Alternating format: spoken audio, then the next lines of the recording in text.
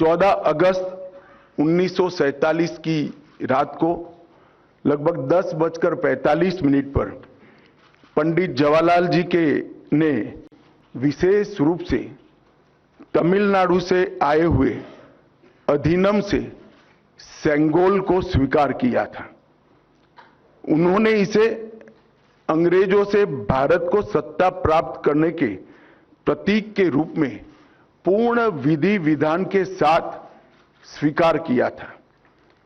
पंडित नेहरू ने 14 अगस्त की रात को अपने निवास पर कई नेताओं की उपस्थिति में सेंगोल स्वीकार कर सत्ता के हस्तांतरण की प्रक्रिया को एक प्रकार से पूरा किया था, जिनमें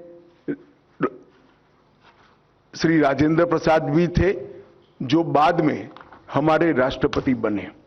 ये घटना क्यों और कैसे हुई, हम सब जानते हैं कि सन 47 में भारत को आजादी देने का जब निर्णय हुआ, तब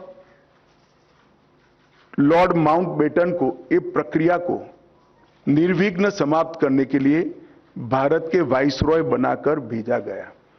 जब ये प्रक्रिया करने का समय आया, तब लॉर्ड माउंटबेटन क्योंकि इंग्लैंड से आते थे, इनको हमारी सांस्कृतिक और पारंपरिक व्यवस्थाओं की जानकारी नहीं थी।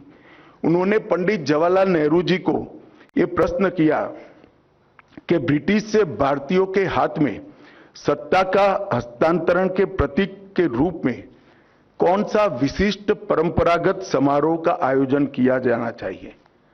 पंडित जी भी कंफ्यूज थे।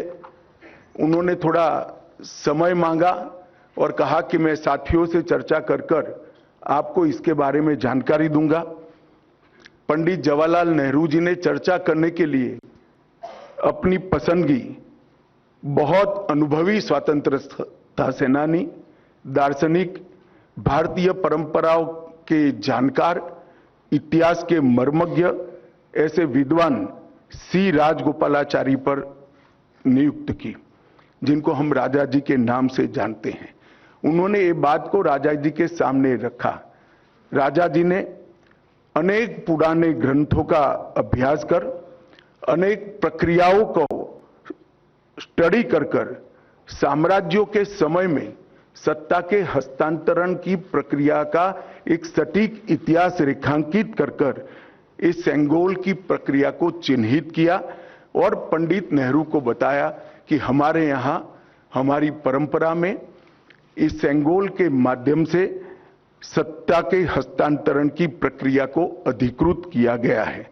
और इस प्रकार ये प्रक्रिया तय हुई और पंडित नेहरू ने पवित्र सेंगोल को तमिलनाडु के अधिनम से स्वीकार कर अंग्रेजों से भारतीयों के हाथ में सत्ता के